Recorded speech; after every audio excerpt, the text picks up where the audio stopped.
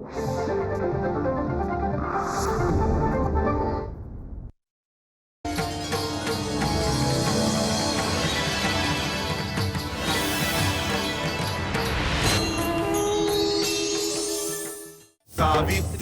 सावित्री सावित्री, या देशाची तू सुकन्या, या मातीची आण. आई सावित्री, स्त्री जातीचा तूच खरा सन्मान. वर्षामागून सरली वर्षे, दुःख न पडले मागे. परंपरेने विणले होते आयुष्याचे धागे. सावित्री सावित्री सावित्री.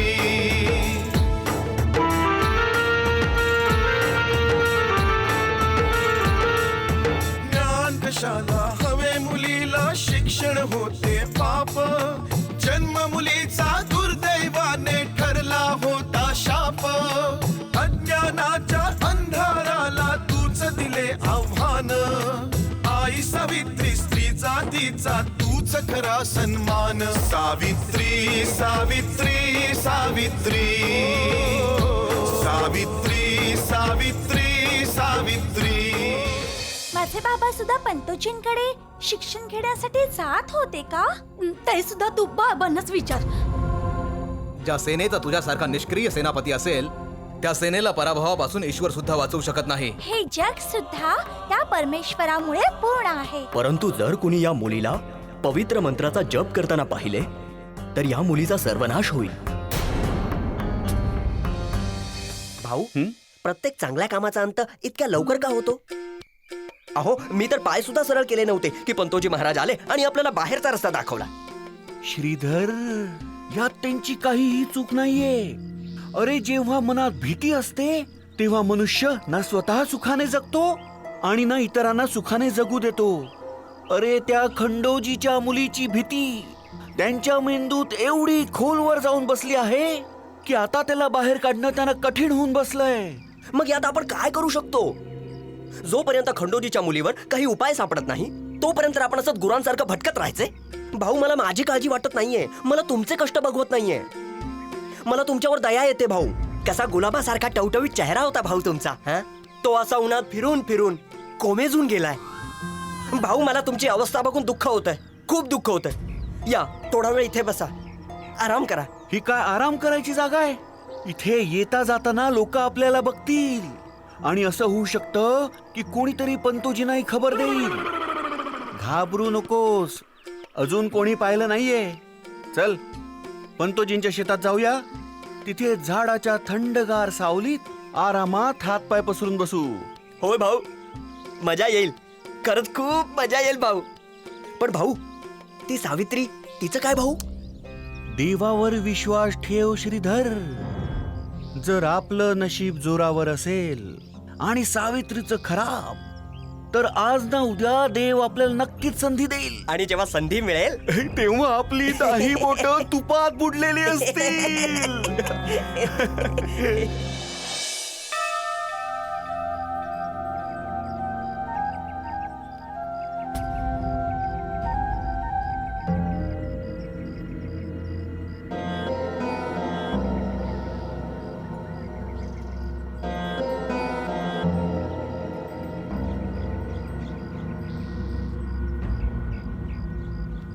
हे देवा,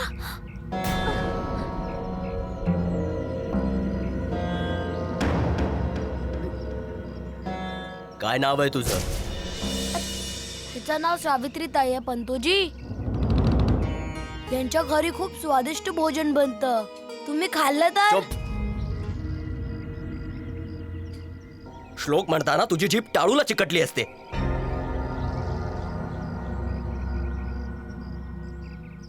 काय नाव आहे तुझं? सावित्री. आणि तुझ्या बाबांचं? खंडोजी पाटील. तू इथे का आलीस?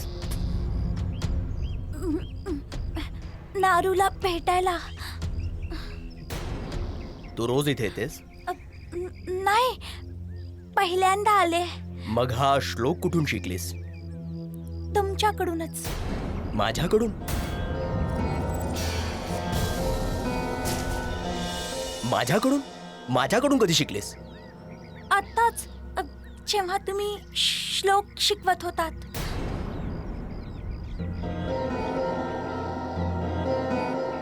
खोटं बोलतेस तू. आताच्या आता तू श्लोक देखील शिकलीस आणि त्याचा अर्थ सुद्धा. पंतोजी, मी कधीही खोटं नाही बोलत. हो, ही कधीही खोटं बोलत नाही पंतोजी. जे काम ही मुलं 3 दिवसात करू नाही शकली ते हिने क्षणात करून दाखविलं.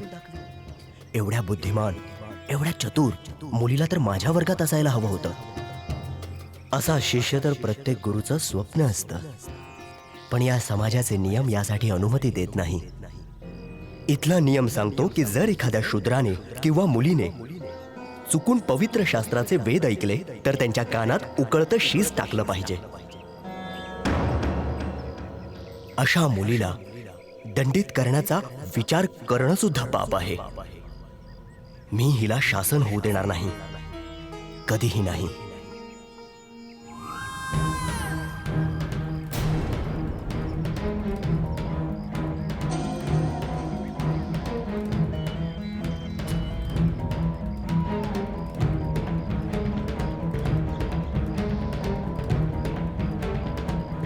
मुली, जा इथून. आणि आज नंतर या शाळेच्या आसपास जरी दिसलीस तरी माझ्यापेक्षा वाईट कोणीही नसेल. चल, पळ, जा इथून. पण तुम्ही असं का म्हणता आहात पंतोजी? नारू आणि बाकी सगळी मुलं तर या शाळेत येऊ शकतात ना, मग मी का नाही येऊ शकत? एकदा सांगितलं ना, तू जा इथून आणि परत इथे येऊ नकोस. पण का पंतोजी? तुला तुझ्या आई बाबांनी, आजी आजोबांनी मोठ्यांशी कसं बोलावं हे शिकवलं नाहीये. तुला हे नाही शिकवलंय का की आपल्याहून मोठ्यांशी वाद घालणे चुकीचं आहे, अनुचित आहे? मला क्षमा करा पंतोजी, मी विसरले होते. मला आज्ञा द्या.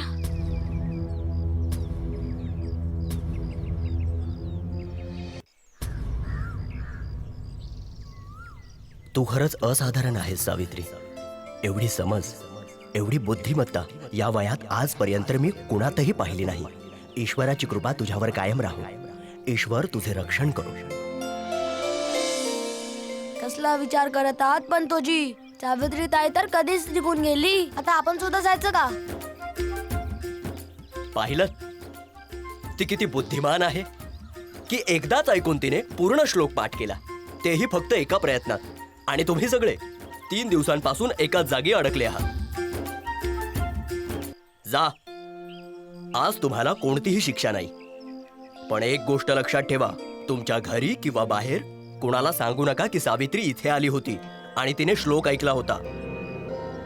नाहीतर लक्षात आहे ना? भाऊ, आपण जर खंडोजी आणि सावित्रीला एखाद्या प्रकरणात गुंतविले तर पंतोजी महाराज आपल्याला इनाम देतील. म्हणजे काय श्रीधर? मग तर मी एका दिवसासाठी पूर्ण मिठाईचे दुकान स्वतःच्या नावावर करेल आणि तिथे ठाण मांडून एवढी मिठाई खाईन, एवढी मिठाई खाईन, एवढी मिठाई खाईन की स्वतःच मिठाई बनून जाईन.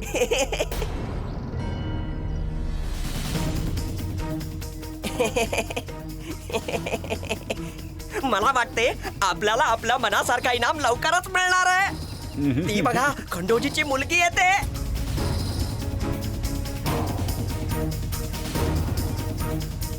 पंतोजींना ही भेटून जात आहे.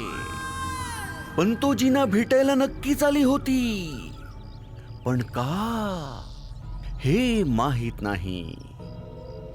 भाऊ, यात एवढा विचार करण्यासारखं काय आहे? मी आत्ताच जाऊन विचारून येतो. काय करतोय श्रीधर? जरा डोक्याने काम घे.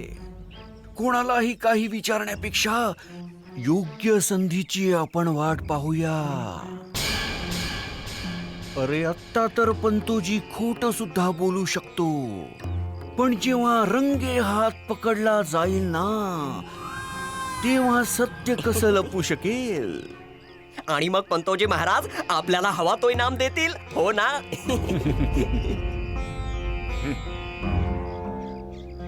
हे देवा, आज तुम्हाला वाचवलंस. कोणापासून वाचवलं पंतोजी? तुम्हा सगळ्यांपासून. 3 दिवसांपासून एकच श्लोक म्हणून म्हणून माझं तोंड दुखायला लागलंय, पण तुम्हाला काही आठवत नाही. आज तर माझे कान सुद्धा दुखायला लागले. खूप बोलतोयस तू. जा, आपापल्या घरी जा.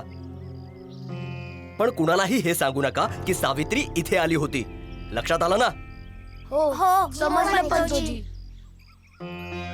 जा.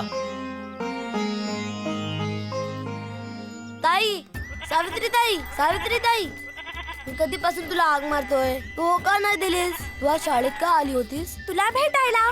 मी जेव्हा तुझ्या वाड्यावर गेले तेव्हा आई म्हणाली की तू पंतोजींकडे गेला आहेस, म्हणून मी तुला भेटायला तिथे आले होते. तू तिथे येऊ शकत नाही सावित्री ताई, का? कारण तिथे मुलीला यायला मनाई आहे. तू तिथे नाही येऊ शकत. मी तिथे का नाही येऊ शकत? ते तर मला सुद्धा माहित नाही, पण तुला माहित आहे का, तू तिथे आल्यानंतर पंतोजी किती काळजीत पडले होते. पण का? कारण तू तिथे आली होतीस म्हणून.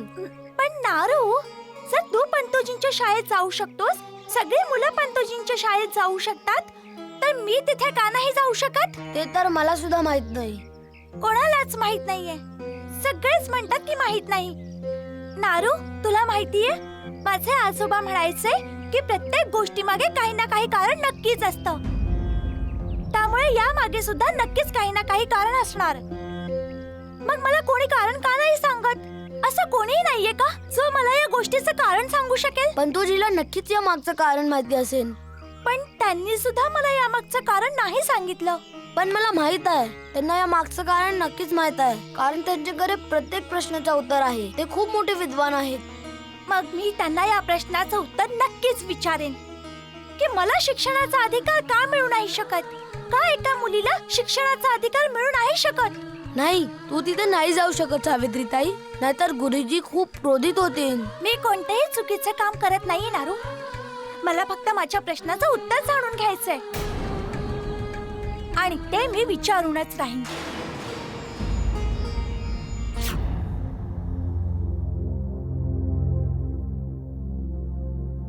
लक्ष्मी, सावित्री कुठे? खूप त्रास दिला या मुलीने. कसं समजावं मी हिला? तुम्हाला सांगितलं होतं, पण तुम्ही सुद्धा तिला समज नाही दिलीत. लक्ष्मी, असं काय झालंय? काय झालं? पूर्ण दिवस बाहेर भटकत होती, जेवली सुद्धा नाही. मी विचारून विचारून थकले तिला, पण ती, आता मी तिला माझ्या पद्धतीने समजावेन. आता फक्त हिला धपाटा घालायचाच बाकी राहिलाय. नाही लक्ष्मी, असं करू नकोस. मी समजावेन तिला.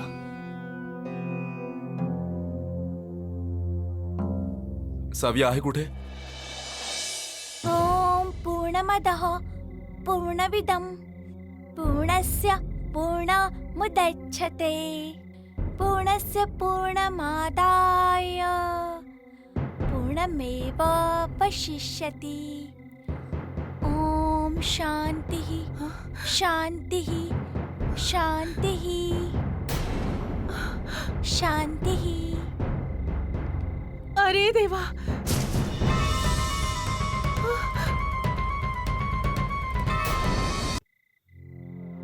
तू तू कुठून शिकून आली हा श्लोक?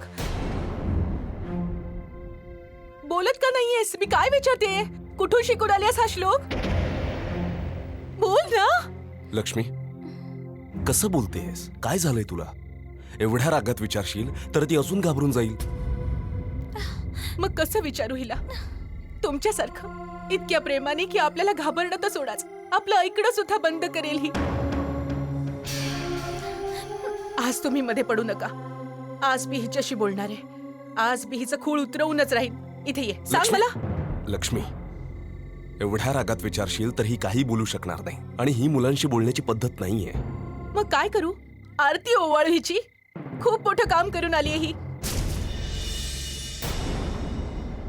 हिने जे काम केले त्याचे परिणाम तुम्हाला माहिती आहेत ना? सर्वनाश होईल पाटील, सर्वनाश. आपण कोणालाही तोंड नाही दाखवू शकणार. लक्ष्मी, असं काही होणार नाहीये. असं काही होणार नाही. मी बोलतो हिच्याशी, समजावतो तिला. ठीक आहे? तू जा आतमध्ये. जर कुणाला कळलं तर काय अवस्था करतील हिची माहिती आहे तुम्हाला? आई आहे मी हिची. हातपाय कापू लागतात विचार आला की जर जर सवर्णांना हे कळलं तर काय अवस्था करतील हिची. तुम्हाला कळत नाहीये पाटील, या घरावर किती मोठं संकट येऊ शकतं. लक्ष्मी, असे विचार तू मनात का आणतेस? खंडेराय सगळं ठीक करतील. रागावू नकोस. तू शांत हो आणि आज जा. पाटील, तुम्ही समजायचा प्रयत्न तरी करा. लक्ष्मी, हिला काय माहित की समाजाचे कायदे नियम काय आहेत? हे तर आईबाबांचं कर्तव्य आहे की मुलाला समजावणं योग्य आणि अयोग्य काय आहे, त्यांची जिज्ञासा शांत करणं. लक्ष्मी, आता तू आज जा. मी बोलतो हिच्याशी. पाटील, तुम्ही एकदा मला सगळं कळतंय लक्ष्मी, तुला माझी शपथ. तू आज जा.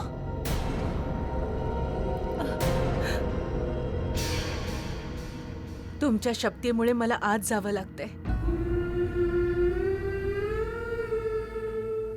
पण तुम्हाला विनंती करते पाटील की समजवा हिला की हिच्या मूर्खपणामुळे हिच्यावर आणि आपल्या कुटुंबावर केवढं मोठं संकट ओढवू शकतं. आता तुम्ही समजवा तुमच्या लाडकीला.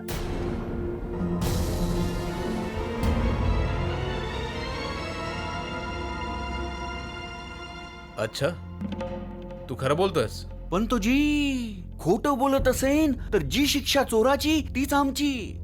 हे सगळं मी माझ्या डोळ्यांनी पाहिलंय. हा तर शुभ समाचार आहे. मग काय झालं? मग काही नाही झाले. ते झालं असं पंतोजी की जेव्हा आम्ही त्या सावित्रीला पाहिलं तेव्हा ती पंतोजीच्या शाळेपासून खूप दूर निघून गेली होती. मग आम्ही काय करणार? काय करणार म्हणजे? तो पंतोजी तर तिथेच होता ना. त्याला विचारायचं होतं की ही खंडोजीची मुलगी तिथे काय करता येते. पंतोजी महाराज, माझ्या मनात विचार आला होता की त्या पंतोजीचे मानगुट पकडू आणि त्याला विचारू की तुझ्याकडे सावित्री का आली होती. पण माझ्या गरीबाची कोण ऐकताय?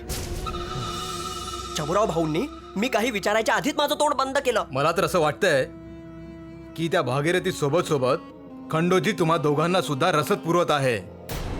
नाही पंतोजी, हे तुम्ही काय बोलत आहात? जर मी असं काही केलं तर मी नरकातल्या अग्नीत जळत राहीन 100 वर्ष. मग हाती आलेली संधी तुम्ही दोघांनी जाऊ कशी दिली? पंतोजी, कधी कधी काहीतरी मिळवण्यासाठी काहीतरी गमवावं लागतं. म्हणजे आपला शत्रू खंडोजी आहे, पंतोजी नाही. पंतोजींची मानगुट पकडून काय मिळणार? आम्ही सरळ उद्या जाऊन पाटलाच्या मुलीला पकडू, ते सुद्धा रंगे हात. जर ती तिथे आज शिकायला आली होती तर उद्या सुद्धा येईल, आणि उद्या जर ती आली तर ती सही सलामत परत काही जात नाही. ऐकायला तर तुझी योजना चांगली वाटते छबुराव, पण मला चांगला निकाल हवाय. मला खंडोजी आणि त्याच्या मुलीविरुद्ध एक असा सबळ पुरावा हवाय जेणेकरून त्याचे प्राण माझ्या मुठीत बंद होतील. जेव्हा मला वाटेल मी मूठ उघडेन, आणि जेव्हा वाटेल तेव्हा मूठ बंद. असंच होईल महाराज. उद्या त्या गोऱ्या पादऱ्यासोबत आमची भेट आहे. सगळं काही मनासारखं झालं पाहिजे, काहीही गडबड व्हायला नको. त्या गोऱ्या पादऱ्याला आपल्याला अशा रस्त्यावर आणायचा आहे, एक असा रस्ता जो आपल्याला अनुकूल असेल आणि खंडोजीसाठी प्रतिकूल. सावी, तुझ्या आईने तुला शिक्षण घ्यायला मनाई केली होती, मग तू पंतोजींकडे का गेलीस? बाबा, मी तिथे शिकायला नाही, कारण जाणून घ्यायला गेले होते. बाबा, मला त्यांना विचारायचं होतं की मी शिक्षण का नाही घेऊ शकत, मी शाळेत का नाही जाऊ शकत. आणि जेव्हा मी तिथे जाऊन पोहोचले तेव्हा पंतोजी मुलांना हा श्लोक शिकवत होते. ओम पूर्णमदः पूर्णमिदं पूर्णस्य पूर्णमुदच्यते पूर्णस्य पूर्णम. नाही सावी,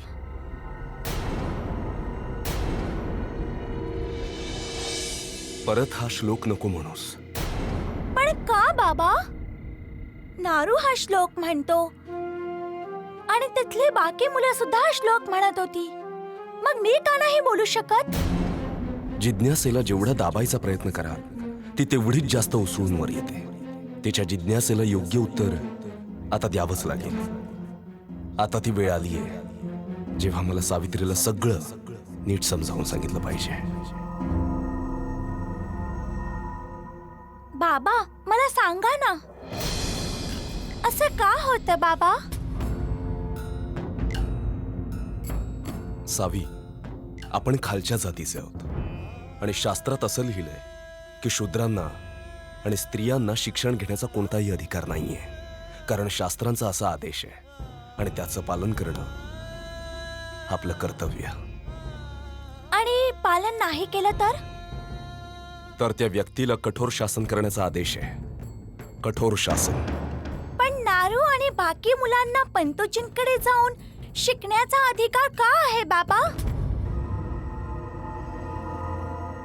सावी, ते उच्च जातीचे. फक्त उच्च लोकच शास्त्र वाचू शकतात आणि शिकू शकतात.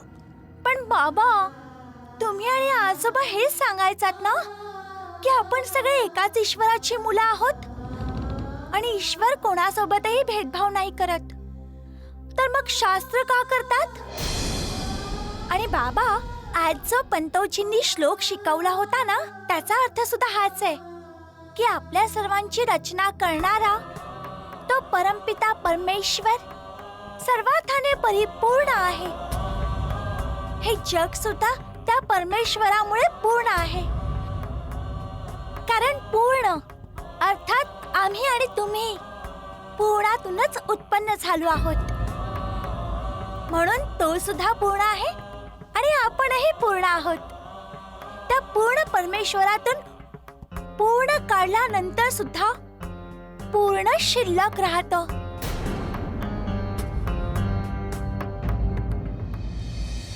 काय झालं पंतोजी? काय झालं? आज तर असं काम झालंय की आता खंडोजी पाटलाचे दिवस भरले म्हणून समजा. विसरून जा की हिने माझ्या शाळेत येऊन वैदिक मंत्र ऐकला होता आणि उच्चारला होता. हा विचार मनातून काढून टाक. विसराल तर तेव्हा जेव्हा आम्ही विसरून देऊ पंतोजी.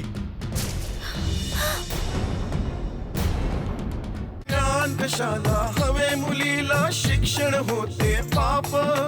जन्म मुलीचा दुर्दैवाने ठरला होता शाप. अज्ञानाच्या अंधाराला तूच दिले आव्हान. आई सावित्री, स्त्री जातीचा तूच खरा सन्मान. सावित्री सावित्री सावित्री सावित्री सावित्री